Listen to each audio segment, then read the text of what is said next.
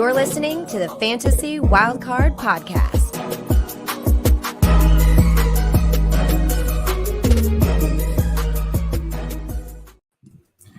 Good evening, welcome to the Fantasy Wildcard Dynasty Show. I'm your host, Kev. You can follow me on Twitter at Dynasty_GOAT. The band is still here. We've got the amazing bunch, the fabulous trio. I'm going to first of all bring to my amazing co-host, Matt, who you can follow on Twitter at MattFFDynasty. Good evening, Matt. How are you? Evening, Kev. Yeah, doing really well. Thanks. Having a brilliant weekend, to be honest. We've got a new addition, actually, to the Matt FF Dynasty household. I'm proud to announce the arrival of a Ninja air fryer, and it's honestly the best thing that I've ever had. It's the best gift I've ever received. So, yeah, I mean, it's been a brilliant weekend. I've been on that all weekend, frying up everything, putting everything in it. It's a game changer. We're not sponsored, but I think we should be because absolute game changer, that air fryer. But yeah, apart from that, it's been all good. A lot going on. WrestleMania's been going on. I'm not big into it, but I know a lot of people into WrestleMania. Masters starting next week for the golf fans. So yeah, we've got a lot of stuff keeping us interested while the fantasy season's a little quiet at the moment. But we've obviously got the draft coming up soon, so everything's going to kick back up again soon. Yeah, perfect. No, it's an amazing thing to share about Ninja air fryer. I think you're getting old when you talk about air fryers, when you appreciate a nice pen or a comfy pillow. So, yeah, there are a few things that you realise you're sort of past the age apex, but the opposite of being past the age apex. I'm going to bring you to my second co-host, Ali, who you can follow on Twitter at FF. And it's handy this. His Twitter handle fits in really well what you just said then, at FF Dynasty Grill. Good evening, Ali. How are you? Good evening, lads. Yeah, I feel like we could do a show on a Ninja air fryer and just the benefits of what we can do with that. That would be pretty good. But yeah, no, I'm doing really good, thank you. Ecstatic because my football team just sacked a manager who's been absolutely useless. So I am doing really well tonight, Kev. Can't wait to get this show on the road. How are you doing, my friend? I'm doing absolutely awesome. It's our first solo show since start of rookie season for us. So it gives us a bit of a chance to really outline who we're pinning our flags to as such and who we really like out of this rookie class. And on that note, we are going to get cooking.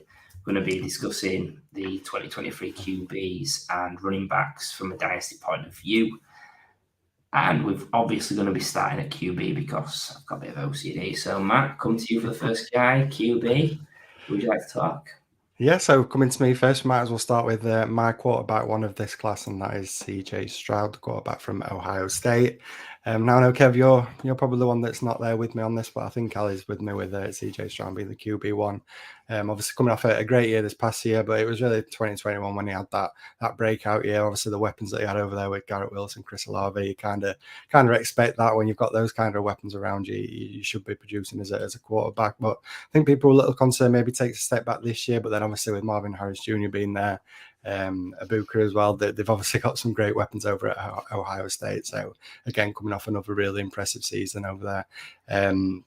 The main thing that I see knocked against CJ Stroud is probably when the reads he makes, he kind of just locks on to the number one option in his offense. But like I mentioned, when you've got somebody like Harris Jr., you don't really need to look too many other places here because he's usually getting open more often than not. So I think that's going to be the common thing when people are going to put knocks against CJ Stroud. It's because of the supporting cast. Obviously, they've got a great O-line there as well. A couple of first-round projected O-lines coming into this class as well. So he's got the weapons around. I think that's going to be the one thing. People, when they're looking for something against CJ Stroud, they're just going to say that everything was probably set up too easily for him in college and having that base around him, the weapons around him, the protection, and can he produce that in the NFL? Well, I fully believe that he can. I think he's probably the safest quarterback out of these lot. I know in fantasy we always say shoot for the upside, look for the upside, but I think at the same time, you've got to kind of balance that. And I think CJ Stroud, he offers the most all-round game. I think the accuracy is obviously there. You look at his touchdown to interception ratio, 85 touchdowns just to 12 interceptions. So I think that just shows you what an accurate quarterback is. I think he's going to be the number one selection in the upcoming NFL draft. So we know he's getting that locked-in draft capital. Going to the Panthers, some see that as not an ideal landing spot, but I feel like the Panthers could work with CJ Stroud, put some weapons around him. Kev, you're going to obviously love the weapons that the Panthers have got over there. So I don't know why you're not getting in on CJ Stroud, to be honest. But yeah, I think he's a rock solid quarterback in this class, and I truly believe that he's probably got the most longevity out of these quarterbacks. He's the one that I feel safest with. And I think he does offer that little bit of upside as well. So, yeah, CJ Stroud for me is my QB1 and the first guy we were talking about. Yeah, I'm with you there, Matt. He is my quarterback one. You might have similarly.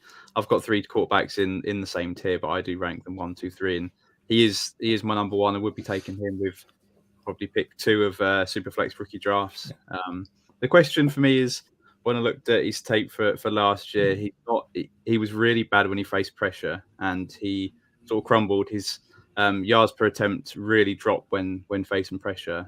He struggled also at the start of this year, but towards the midpoint of this season, he really picked it up and was playing really well towards the end of the season. So got no real qualms about him for that. Obviously, the game has slowed down for him, and just look at college as a whole. There's him and Bryce Young that really the 2 standout quarterbacks for the last 2 years. Just incredible stats for both of them. And then he did show some rushing in that game. Was it against Georgia? I think he did show some really good rushing. So he has that side to him as well. I think him and Bryce Young are super safe prospects, and CJ Stroud I just see with a slightly higher ceiling than Bryce Young. So for me, he's my quarterback one. Yeah, I mean, first of all, disclaimer: I do like CJ Stroud. I'm not much of a Devy guy. I do have a couple of leagues, but I actually had him ranked over Bryce Young coming into college from high school. So, big fan of his work, and what he's done the past 2 seasons has been outstanding as a passer. I think you're absolutely right what you say about him being the safest prospect out of the big 3 as such, because obviously with Young you've got the size, with Richardson you've got sort of the passing ability. So I think if you don't want to make a mistake, CJ Stroud's your guy. He's going to sort of be back-end QB1 sort of career in my eyes. I don't see many seasons where he can be sort of consistently in that top 6, but I think you're not going to get many seasons where he's outside that top 18 either. So, I think really safe prospect. Not too fussed about landing spot because talent wins out, situations change, etc. But I think in a tier of 3, he's my QB3 just because I think the upside isn't quite there, and I think there is risky guys going below him, Young and Richardson, but I think there is that window will still be there. If they bomb out after half a season, I still think we'll be able to resell them with the higher upside, the potential Konami that we can see. But I do love the prospect. So CJ Stroud, really safe guy. We're now going to come to Ali's first guy, who he's absolutely not safe, is he? No, but he does look great in shorts. So if that was any sort of measure, he would be top of the class, elite. He had his pro day the other day and looked pretty insane. I got the biggest pop on Twitter of any post for the last few months, really. I posted a video of him. It was purely because I love just the effortless flick of the wrist. You sometimes see Patrick Mahomes just flick his wrist and the ball flies out of his hand, and he done that. And the amount of comments I got, like, "Oh, you're way too high on him. That ball would have been intercepted. Would have been a pick 6." But that wasn't the point. He did look great on his pro day. And then at the combine, his stock has been rising. He had an insane combine. He was number 1 in the broad jump, number 1 in the vertical jump. Pretty much the most athletic quarterback in NFL history.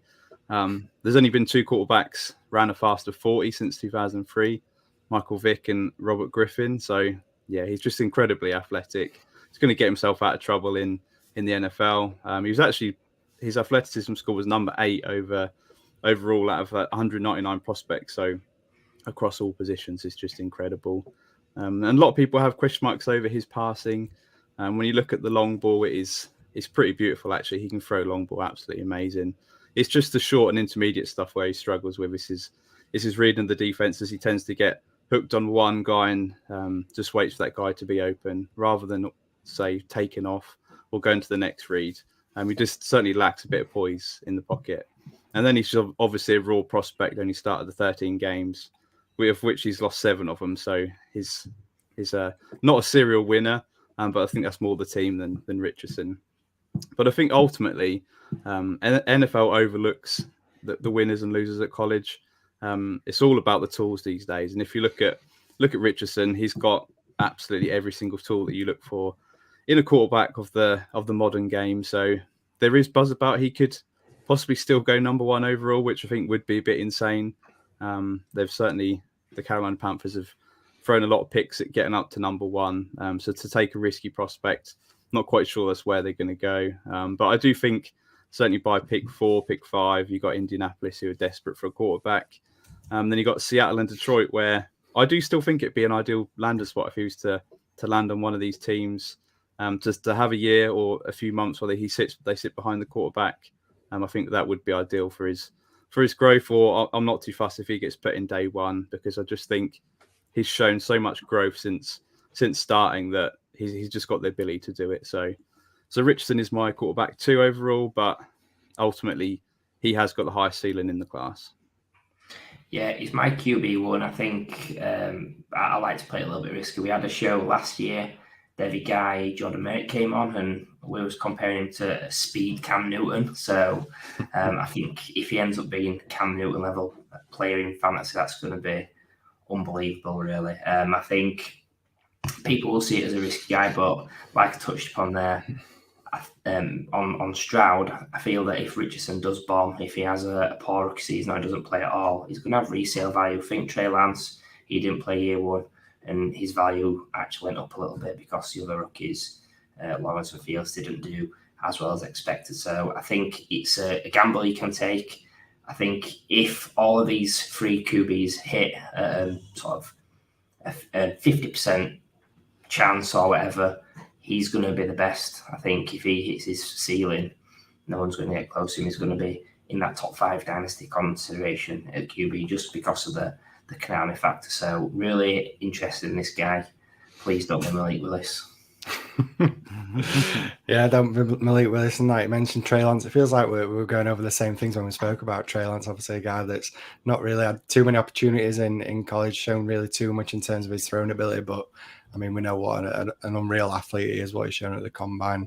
Like I mentioned, that relative athletic score is literally perfect in terms of what he can do as an athlete. It's just, can he then produce it in terms of throwing the ball? You look at his touchdowns to interceptions, 24 touchdowns, 15 interceptions.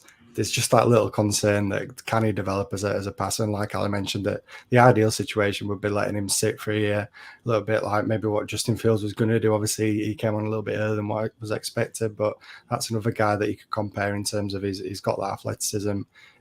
You wouldn't label him as an elite passer in terms of college, but you see it this past year, what he's done in terms of fantasy. It doesn't have to be that elite passer to have a huge ceiling in fantasy.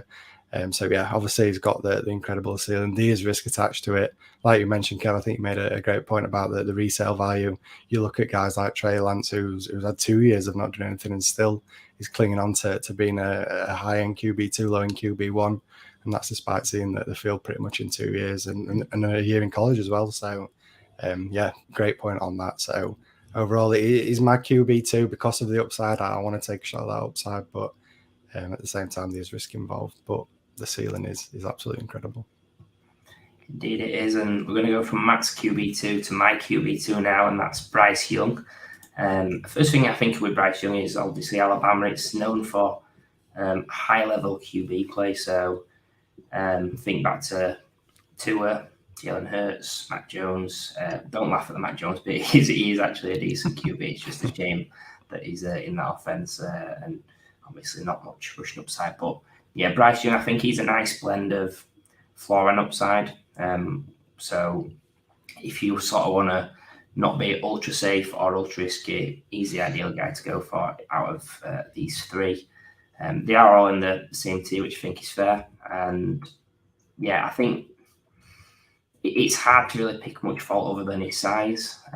People are worried about that, but NFL, it's a changing game every year. We're getting smaller, faster wide receivers. We're getting backfields where it's becoming more split. There's sort of more niche roles for role players, etc. So yeah, and plus they get protected like mad, don't they, these QBs? So I've got no concerns there. I think a great prospect, a little bit like Stroud. I see him being that back end QB1, maybe not as safe as Stroud, but a little bit more ceiling.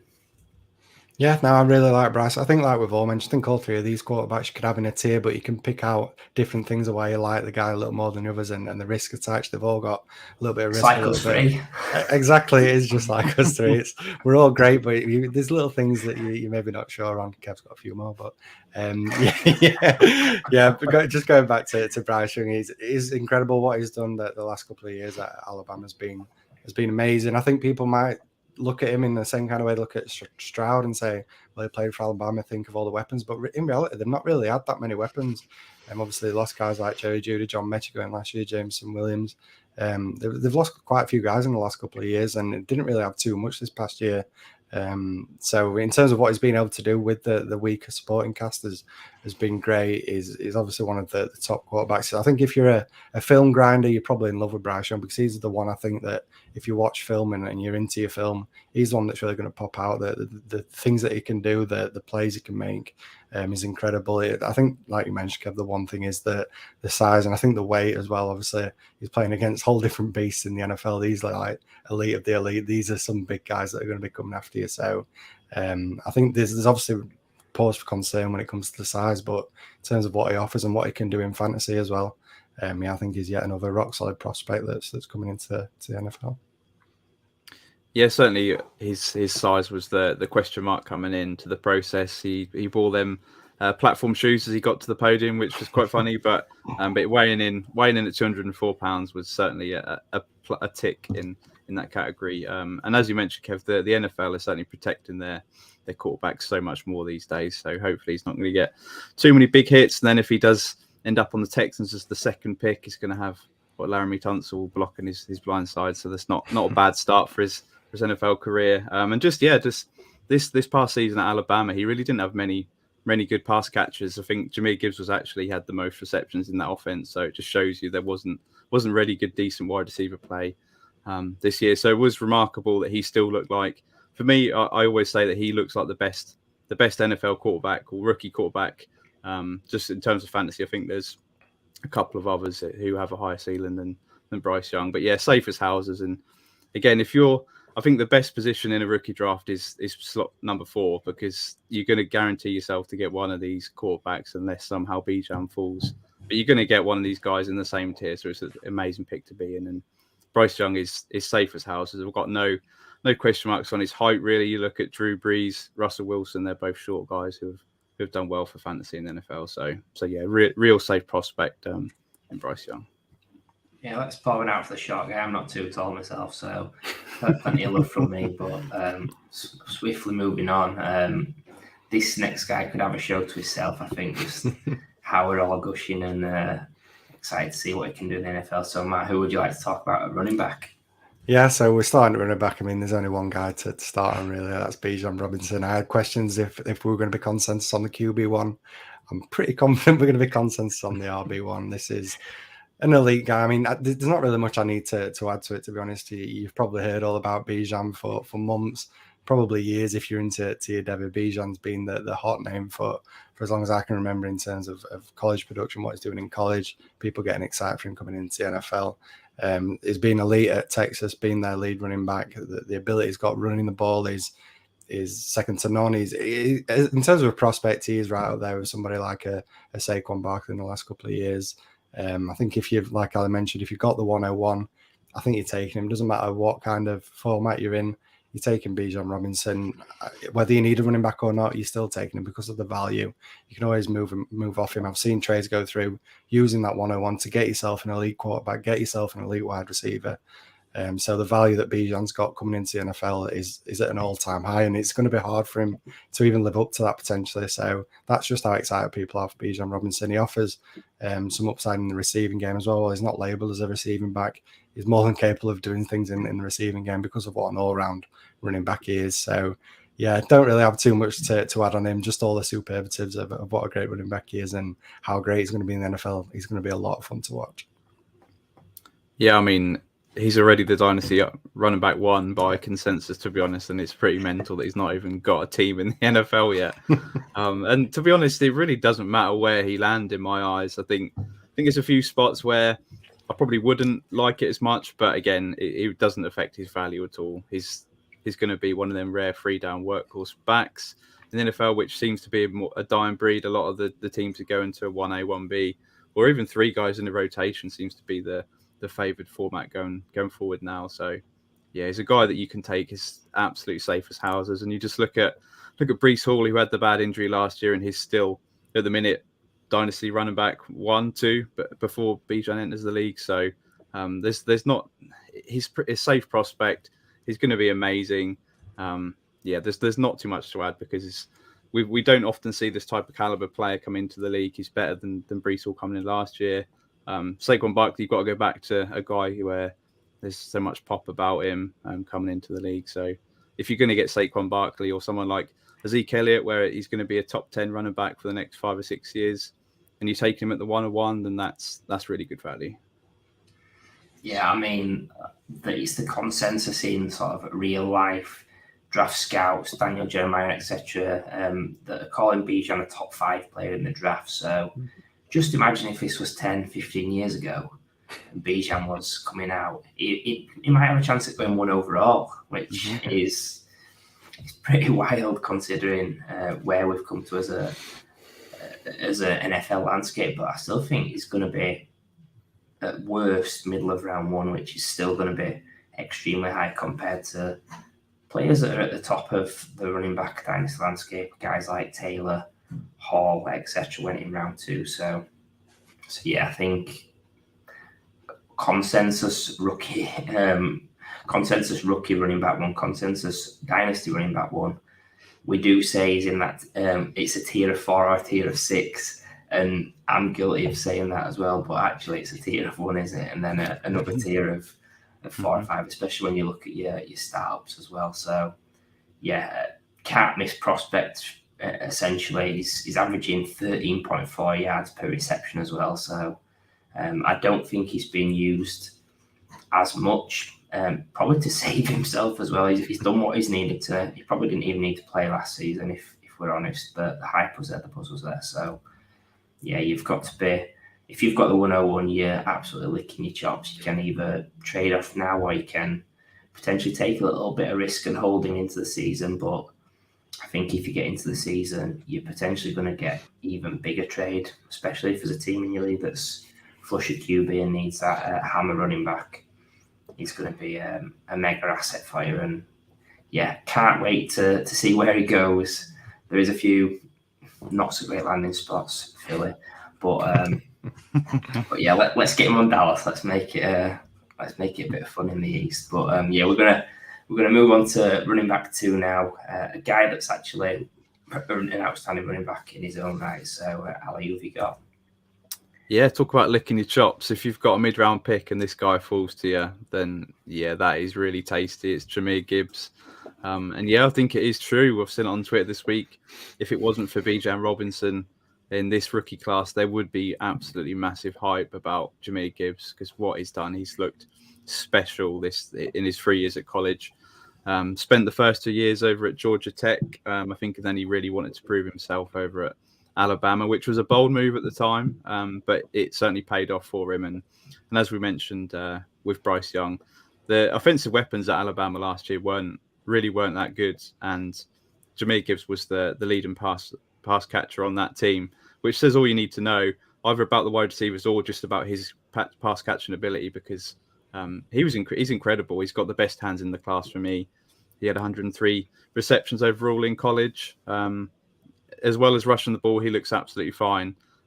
We know he's slightly smaller back. He came in at 199 pounds at the combine, so it's slightly smaller than a prototypical 3-down back. He might not be that, but then his pass catching ability can get him out of trouble. And as long as he's not used in the wrong way, you need that sort of Austin Eckler type usage in the NFL where it's not going to wear him down. He's not going to be playing between the tackles trying to bow over defenders. You've got to put him in the zones, get him on the outside, because he's absolutely rapid. He ran a 4.36 40 at the combine, which is, yeah, it's incredible. He is super fast. He catches the ball effortlessly. So he's going to be that PPR machine. I know a lot of us play just PPR. I play strictly just PPR, and for me, he's someone that I'm definitely targeting in the middle of the rookie Superflex drafts. yeah, so there's not too much more to add about Gibbs. He's an incredible prospect coming in. Hopefully he goes and is used in the right offense. It looks like he's going to get sort of top 50 draft capital, which would be really good for him. So yeah, I've got a question for you two, because I've seen on Twitter there's a lot of debate about who you should pick after the quarterbacks go and Bijan Robinson. So for you boys, would it be Jahmyr Gibbs or would it be the wide receiver JSN? Come on, Matt. I would try to be quiet because I think I know Kev's answer. It might be different to what I'm going to say. I actually think I'd go JSN, to be honest, out of the two. I mean, we'll get on to Gibbs a bit more, but I just think JSN, in terms of what he offers as a receiver, I think he's impressed people more than what people are actually anticipating in terms of what he is as an athlete. We spoke about him on the recent show when we had Kevin. We spoke about JSN and what a great prospect he is, what he can offer. I think he offers more upside than what maybe people give him credit for. So I personally would leave JSN, but I know Kev's going to come and he's probably going to say the value, the positional value of running back, and that's 100% true. But at the same time, you've got to think of somebody like a Justin Jefferson. You were saying the same thing when you were taking, who was it? Was it Vaughn that you were taking over Jefferson in that year? Not obviously not you, Kev, you're clever, but it's just that kind of feeling again. I think while that is true about the positional value, I just think JSN is actually going to be an elite wide receiver and a lot better than what people are giving him credit for at the minute. Yeah, Matt's right. I am going to say Gibbs. I think it's just based on, like I say, a middle of the road outcome. I think Gibbs, if he hits what I think he's going to be what, top 6, top 8 running back in Dynasty. JSN's probably going to be similar at wide receiver, but I just feel that even though running back is going down that road of devaluing, I can't ever see JSN being a top 2, top 3 wide receiver personally. Whereas I can see Gibbs climbing up to top 3 running back season, just based on how fluid running back is, where you have to put a bit of a stretch together and you climb the rankings.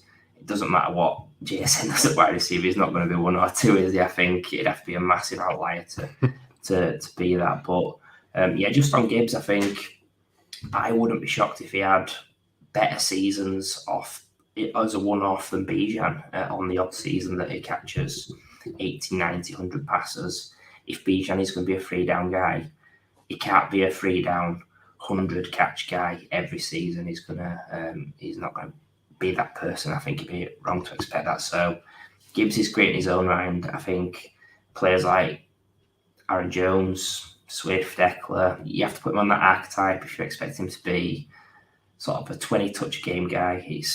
That's not it for me. I think hopefully getting a good landing spot. It'd be quite funny to see him land with Sean Payton in Denver and crush all the Javonte fans. Yeah, it's funny that you mentioned Sean Payton because I see that the common comp that you see on Twitter is Alvin Kamara. Well, I don't fully agree with that in terms of what I see in terms of his game. He's obviously got dread, so he's got that going for him. But I think in terms of fantasy, he can kind of get the comp because I think he's going to be a guy that's going to be mainly used in the receiving game, got that receiving upside, like you both mentioned, the PPR upside there for Gibbs is going to be great. But I think people are going to be concerned that, all right, what if he doesn't be that true workhorse, that 3-down back? But I don't think he needs that. It's kind of like we mentioned with the Kamara, with an Austin Eckler. I think what his best game is not exhausting him, not letting him run too much between the tackles and just using what he's good at. He's got that elite speed, like Ali mentioned, and what he did at the combine with his 40 time. So get him in space, get him getting those passes, and just using his speed to rack up the points in PPR league. So yeah, I think he's going to be great in the NFL. It's going to be a lot of fun to watch. And like I said, in fantasy, I think in PPR league, he's going to get you the receptions. He's going to have those big plays. He's going to get. I can guarantee you on Twitter, people are going to be posting tweets of videos of Jahmyr Gibbs popping off a huge run, looking incredible because he has got that to his game. So yeah, it's going to be a lot of fun to watch in the NFL, and he's going to be rock solid, I think, in PPR.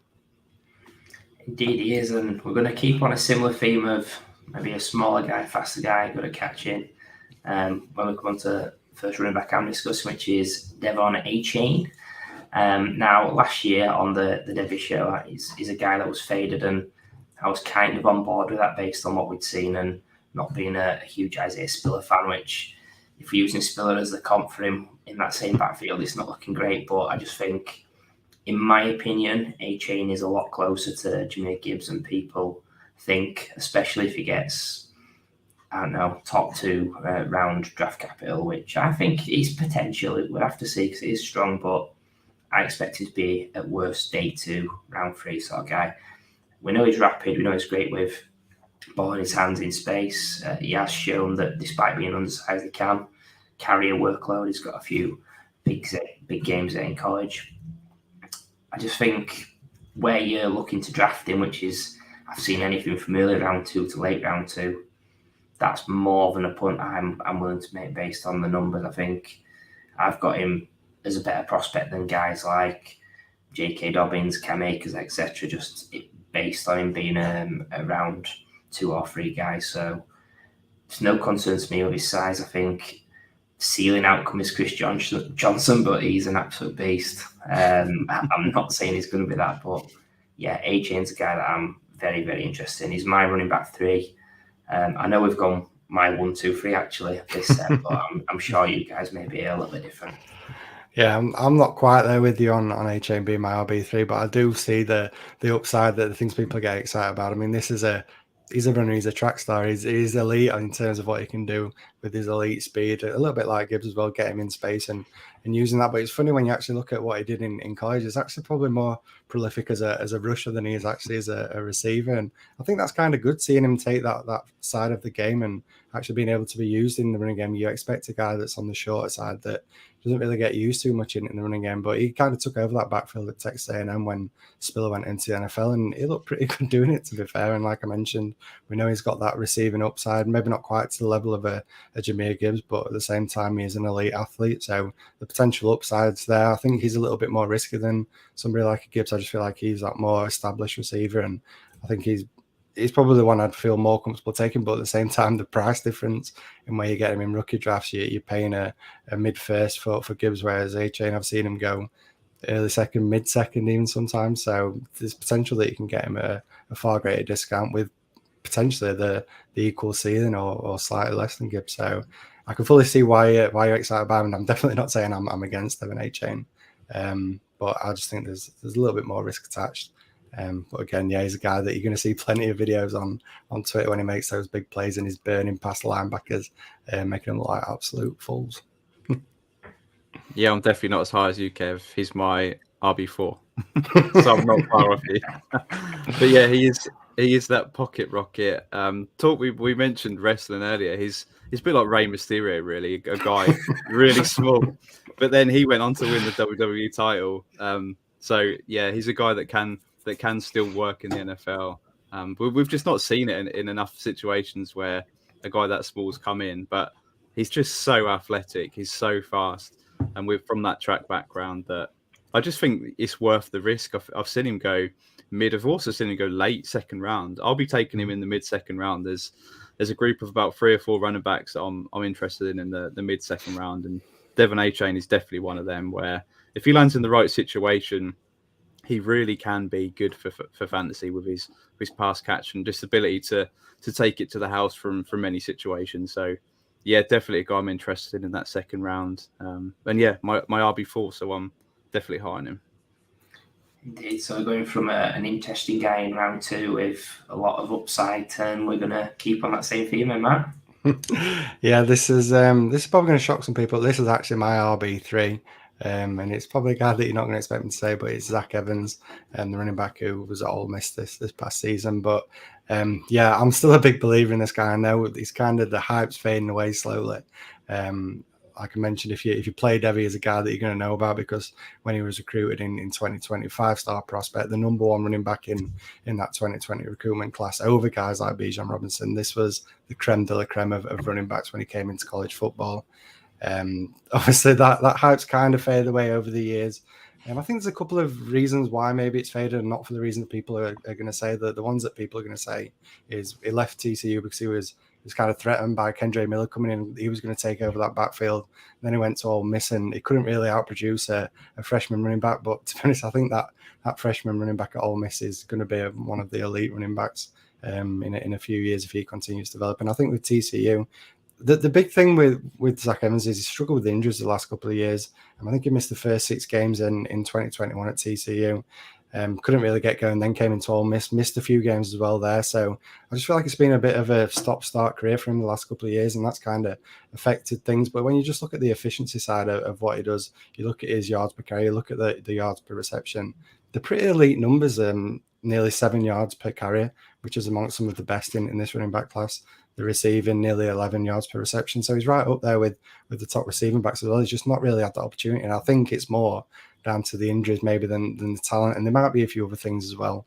Maybe his personality, maybe there's questions on that side of things. But I think in terms of pure talent, I think he's right up there. And I'm going to bank on the talent. I could look like a complete idiot if we could get to a month's time after the NFL draft. It could be a day 3 running back, and it's going to feel like Michael Carter all over again, because I'm not going to be able to get away from him, even though I know I should give him up. But I know I'm not going to be able to, because I do truly believe in the talent. And he's a guy I've been taking in that mid-second in my rookie drafts that I've had already before the NFL draft. As I say, it's going to be interesting to see what kind of draft capital he gets, but I'm planting my flag. I'm sticking with him for now as my RB3. Potential that it could change. They don't hold me to it after the NFL draft, but he's my running back 3, and I'm a huge believer in the talent. I love that, Matt. I love sticking your neck out for a guy that we know's got an unbelievable amount of talent. Yeah, as you mentioned, number 1 prospect coming out in that class. For me, I think he's my probably RB9. I think I've got him at the minute. It's just, but we know the talent. I've sort of lumped him in a group with that wide receiver Kayshon Boutte, where if you play Devy or follow Devy, a guy that you thought was going to come in and be the next great wide receiver. And Zach Evans is someone where we thought he could be a really early pick. But it's for whatever reason, there's some red flags there. It's not happened. He seems to have always been beat out at the teams he's played for. But yeah, really interesting guy. Someone where the talent is there, you just need that team to unlock it. So it's just, the trouble is, I just think Zach Evans is going to be going in drafts a little bit higher than where I want to take him. I'm probably looking for early 3rd round for the situation at the minute, obviously not knowing draft capital. But then you've got guys like Matt taking him in the middle of the 2nd, and I'm not going to end up with any shares. So it's probably going to be a guy that I want to get 1 share of, just because we know the talent and it could still happen for him, but probably not going to end up with many. Yeah, I'm going to be safe, and I'm sort of in the middle. I'm running back 5, running back 6 sort of range. I think, yeah, there's lots of talent there. As a rusher, he's fantastic. I think we've not probably seen the true upside I expected as a receiver, but I think he has got a slightly underrated 3-down skill set. It all depends on draft capital for me. If he's round 3, I'm more than happy to get in. If he's round 4, he's probably going to be too costly for where I want to go after him in rookie drafts. So we'll have to see, because there's lots of talented guys that are probably going to be around 3 or bust for me, and he's one of them. And speaking of guys that fits that category, maybe this guy, maybe this guy's a bust, maybe not. Ali, have you got? Yeah, this is my guy. This is Tajay Spears from Tulane, the small school Tulane. And yeah, it's going to be a bit of a cop-out, because a lot of these guys in this tier are going to be, we're going to say, he's going to rely on draft capital. They're all going to need day 2 draft capital. If he lands in day 3, which I don't think he will, then I'm probably going to be off him. But for now, if he gets day 2, which I think he's projected, then I'm definitely all in on him. A 3-star recruit coming out, didn't up with many offers, ended up in Tulane. So yeah, didn't start his career very well, but ended it in 2022 with 8 consecutive games of 100+ rushing yards. So for me, he's an absolute rising star. Last year, he had 1,581 rushing yards on the ground. And per PFF, he registered 63 missed tackles forced, which was a great number. I think it was 3rd or 4th in the class. And then he increased his pass catching skills throughout his career, 22 receptions last year, which just shows the ability that he has that 3-down skill set. On his pro day, I know it's just a pro day, but he ran about a 4.47 with 40, which just shows he's fast enough for me. I'm happy with that score. And his vertical jump was 39 feet, which is 2nd in class, and his broad jump was 10 foot 5 inches, which was 3rd in class. So a guy that's super athletic, has got the ability to be a 3-down back. He's also got the long speed to take it to the house, which a lot of these running backs haven't quite got. There is concerns about, he's had 2 torn ACLs in college. That is obviously a concern, because it obviously could happen again, but I think them injuries is far enough away now where it's not too much of a concern. So yeah, I'm just praying for day 2 draft capital for this guy, and I'm targeting him in the middle of the second round. If he was to get day 2 draft capital, I'd even probably draft him at early second round.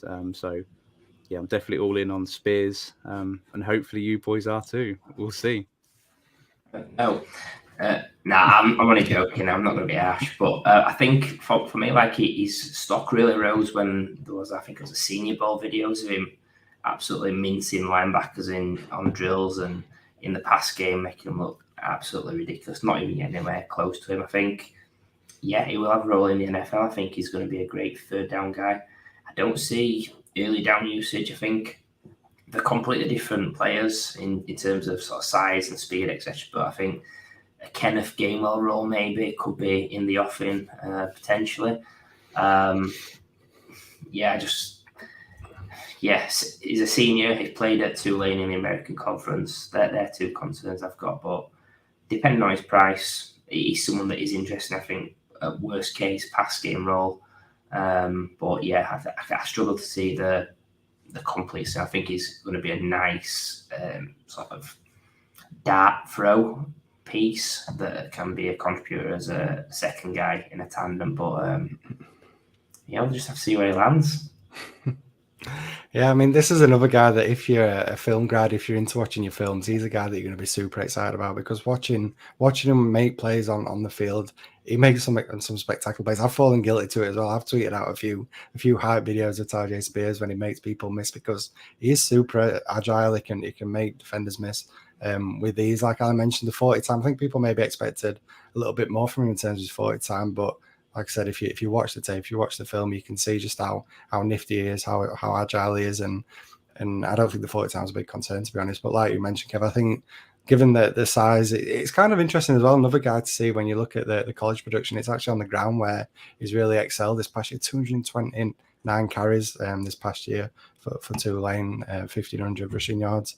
I mean, for a guy so small, you don't really expect those kind of numbers and usage in the running game. But like you mentioned, obviously a bit of a smaller school, the level of competition a little bit weaker. But it's good to see that he actually can handle a sizable workload. But I do worry again about his potential upside.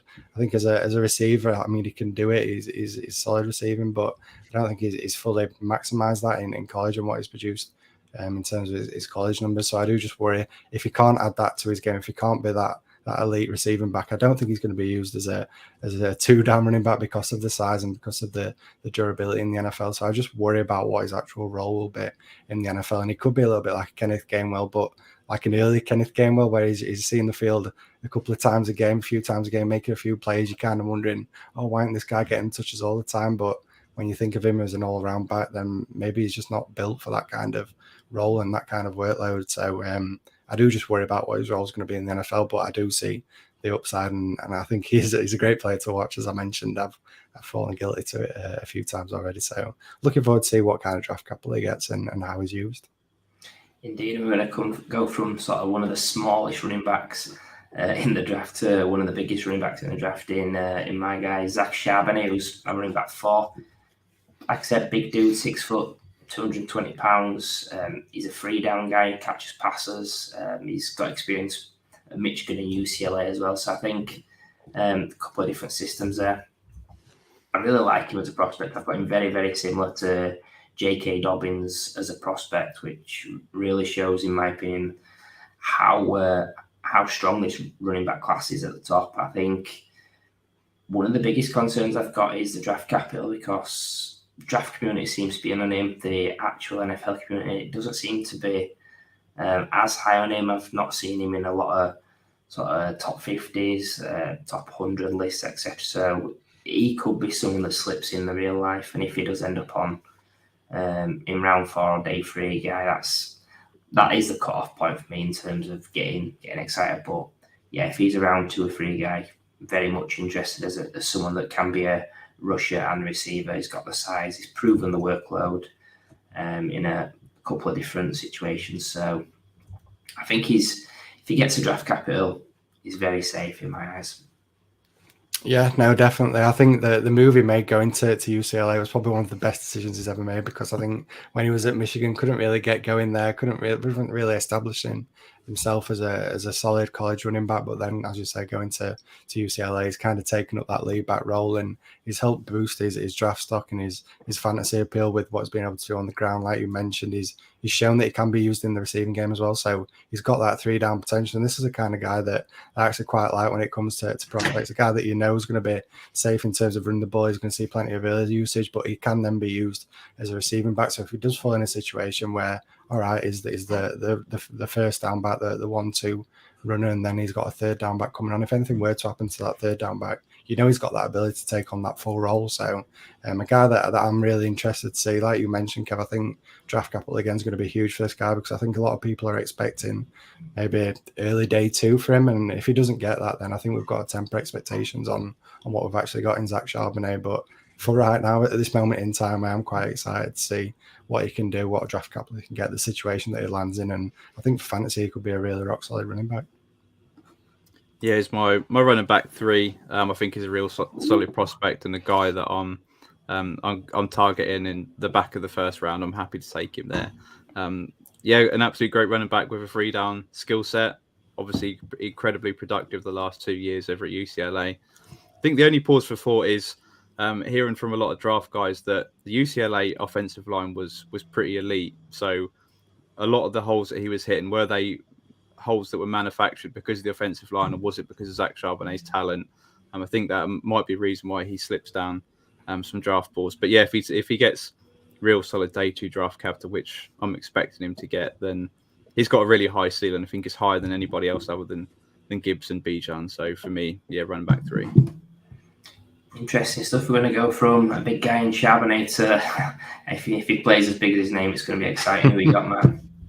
Yeah, so the next guy is obviously Tank Bigsby. I mean, with a name like that, this guy's made to be a running back in the NFL. It's going to be great being able to say you've got Tank Bigsby as your running back, because he is just like, he plays just like that. He's a physical runner. He's been impressive in what he's done. His Auburn. He's kind of faded away though. I know, like I've mentioned, I'm not a massive Debbie guy, but I know the names, and this is a guy that a couple of years ago everybody was getting super excited about Tank Bigsby and what he was going to do. He was right up there with the Bijan Robinsons in terms of how excited people were for his college career. But after a pretty strong start, his freshman and sophomore year kind of dwindled away a little bit. This past year, didn't quite hit that 1,000 rushing yards, but it's interesting to see that he does get that usage in the receiving game.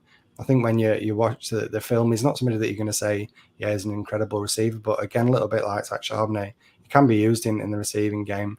He's got solid 40 time. I think he ran a 4.5 in his 40 time. So for a guy that's built like he is, the size that he is, I think that's perfectly fine. And while he doesn't have that elite top end speed, so as I say, in the receiving game, he might not offer that elite upside in that.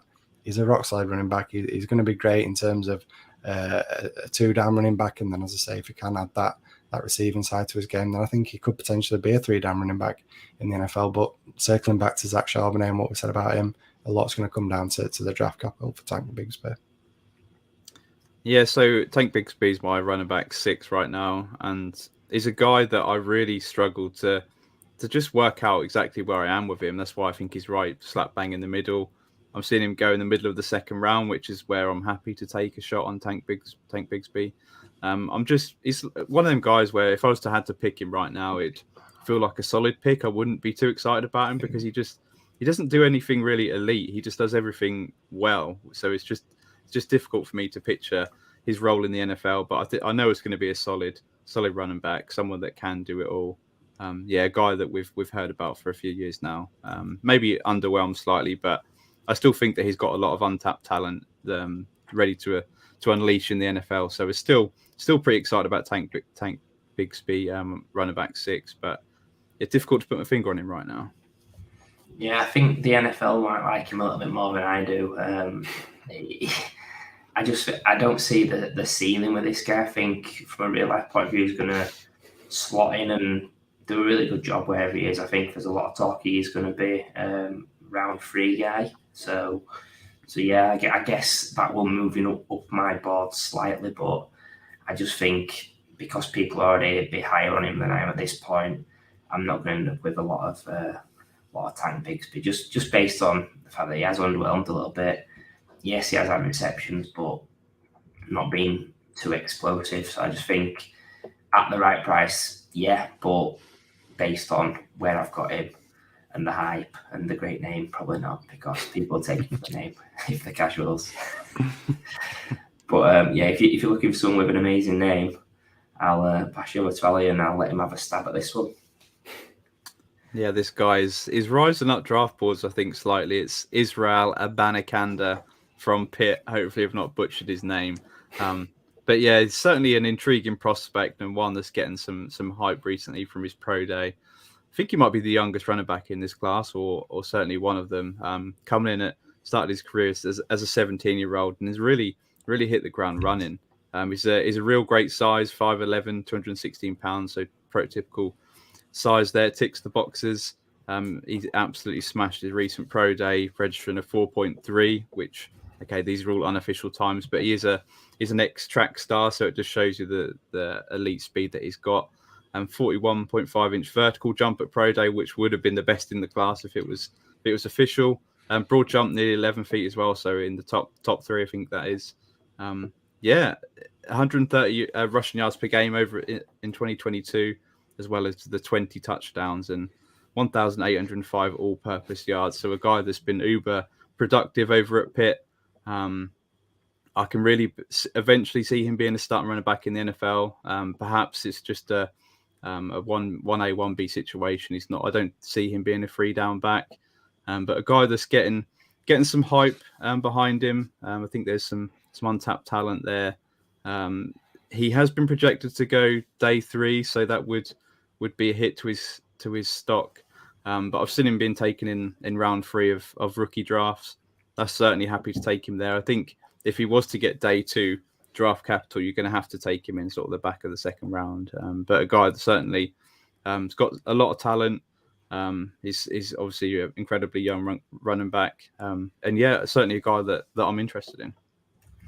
Yeah, I think he summed up really well with him there. I think the fact that he's big, fast, catches passes, that is going to be interesting. Even if he is a day 3 guy, he's potentially someone that I would have small interest in to sort of be a placeholder and see his value gain. I know I got none of Dameon Pierce last season. I might change my philosophy a little bit on that when it's clear that they are going to rise in value. Although it does work against the drafting bad players thing that I try to avoid. But yeah, I think he's really explosive. He's shown out. The numbers can be a bit of a lie. It's like me saying I can do 500 kick-ups. It's not really true. But yeah, him being a track star, it's more believable than me not being very good at football. Yeah, like Ali mentioned, this is a guy that his profile at the minute's through the roof because of what he did on his pro day. His last year in college as well at Pittsburgh is what's really got everybody's attention, because before that, I'll be perfectly honest, is the name that I'd never heard of before until this past year and what he started doing at Pittsburgh, getting nearly 1,500 rushing yards. So definitely a name that I've got to know, and like we mentioned this past couple of weeks, you've definitely got to know it because it's been all over Twitter, people on about the incredible 40 time that he put up for his size. So yeah, it's interesting that we kind of hit this pocket, aren't we, guys, that they can be used in the receiving game, but they're actually more productive in terms of running the ball and being that 2-down back. So again, it fits that mold of if he can land in a situation. I think this is going to be key for a lot of these guys that we spoke about a little later on. Is the draft cap was obviously a big one, and the situation that they land in, like Kev mentioned, if you get a guy that falls into that perfect situation, it doesn't matter if you're not really on him, because his value is potentially going to increase a little bit like a Dameon Pierce. If he lands on a team that's going to get him plenty of touches to start his career. So again, a guy that I'm not overly targeting before the NFL draft, but things can change depending on draft capital and landing spot. And I think overall he's another really solid running back. Yeah, solid running back indeed. And we're now going to come on to the final running back of today's show. I thought I'd have to throw a bone to Matt and Ali on this one, because them two are a little bit higher than me on this guy. And it's Roschon Johnson, running back from Texas, obviously. Bijan Robinson's understudy now. When I put his numbers into my running back model, it didn't come out great, but there is a story behind that. Obviously, he's been playing behind Bijan. You don't tend to have 2 running backs on the field on every play. So there is reasons why things like he's dominated his target share, etc. don't stand up to the rest of the class. So I think it's one of those where he's a bit of a wild card in my eyes for the fact that we don't truly know what he is. He's done well in the times where he's been on the field, but we don't know if he's a workhorse. Is it a case that defense have been hammered by an elite running back in Bijan, and then Roshan sort of picks up the scraps? But I do think that the NFL will like him more than sort of the draft community does potentially. I think he could be a day 2 pick. I've seen mocks where he's gone to a team like Dallas, which if they miss on Bijan, it'd be good to get another Texas guy on their team. But yeah, it's one of those where if I just go by the numbers, I'm not going to be in. But I think you have to give a bit of context. He's someone that I'm not fully on board with like you two, because I think he is. I think he lacks explosion. I don't know what the upside is in the pass game, but I'm open to see what the NFL thinks and then make my final decision. Over to you guys, because I know you'd like to say. I mean, I'm not going to say too much, because I thought I was going to be the Roshan fanboy. I thought I was going to be pumping this guy throughout the off-season right up to the NFL draft. Ali were joining me as well. We've both been really eyeing him. He sniped me in a draft that we were in together, took Roshan off me. That kind of cooled the heat that I was getting from him. I got a little bit upset, kind of fade away from him. But I feel like because everyone's catching on to me, I think the big draw for me was everyone was talking about Bijan. But this guy was behind Bijan and still putting up solid numbers when given the opportunity. And you, like you mentioned, Kev, I think you can view it from 2 different sides. You can view it as, yeah, Roshan's great, because if you're a guy that's been able to take touches away from Bijan Robinson, then you've got to be a pretty good running back. But then you can see it on the flip side, like you mentioned. Is he just getting inflated numbers because teams are having to deal with Bijan running at him 20 or 30 times a game, and then Bijan's coming on and getting the easy work because Bijan's absolutely crushed him, and Roshan's coming on and, as I say, getting the easy touches. So you can see it from both sides. I think overall, I think he is a solid running back. I've kind of pumped the brakes a little bit on him in the last few weeks. So not extremely. I've seen people rank him as the running back 3 in this class, and that for me is far too spicy, because, like you mentioned, I mean, Ali could be one of those guys, but I think the hype's kind of fading a little bit for me now. And while I'm still really excited, it's like you mentioned, Kev, is that wildcard. I mean, this is the fantasy wildcard, so got to get excited by somebody that's a bit of a wildcard. I always bet on the underdog. He's been an underdog throughout the college career. We've not even mentioned that he used to be a quarterback as well. So the fact that he's taken on a new role and still taking touches from Bijan Robinson, getting opportunities in that backfield is a little endorsement to him. So another guy I'm super excited to see what kind of draft capital he gets. If he gets that day 2 draft capital, I can feel myself already getting sucked back into him. So yeah, I'm really excited to see what happens in terms of the NFL draft. Yeah, I mean, he's my RB7, so I'm not massively high on him, but I'm probably still higher than most people.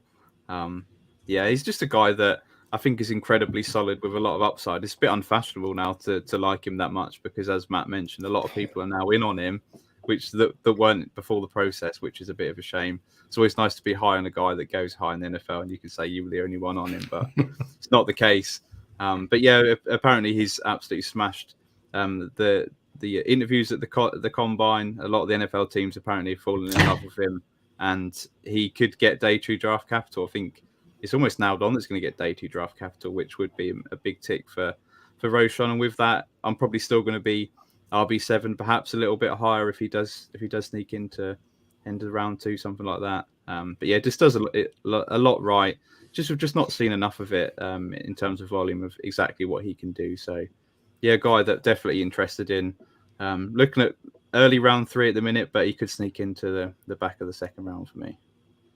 Yeah, I think that's been the story for a lot of the guys on the show. That draft capital is going to be a big indicator of where we're going to sit on when it all falls. So that brings us to the end of tonight's show, where we've reviewed the upcoming 2023 QB and RB rookie class.